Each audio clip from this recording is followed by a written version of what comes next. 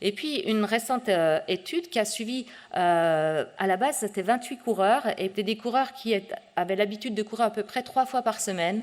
L'âge moyen était de 30 ans. Ils avaient fait des imageries pour voir où en était leur disque intervertébral et leur colonne lombaire avant de démarrer un programme pour préparer un marathon. Personne n'avait déjà couru de marathon, c'était leur premier marathon.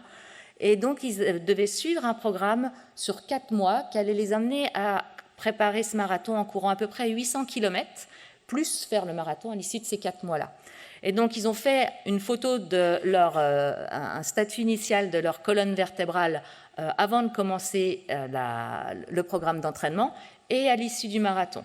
Alors, bien évidemment, ils ont retrouvé des manifestations dégénératives chez à peu près 61% de ces 28 personnes qui avaient commencé cette étude, ce qui reste, j'allais dire, normal dans les stats parmi les gens qui sont complètement asymptomatiques. Et ils avaient aussi remarqué chez 2 personnes des anomalies au niveau des articulations sacro-iliaques. Et à l'issue de cette préparation-là, donc de ces 800 km plus 42 km de marathon, ils se sont rendus compte qu'il n'y avait pas d'aggravation des dégénérescences discales observées au premier temps de l'étude, et que même il y avait des preuves de régression des anomalies des articulations sacro-iliaques.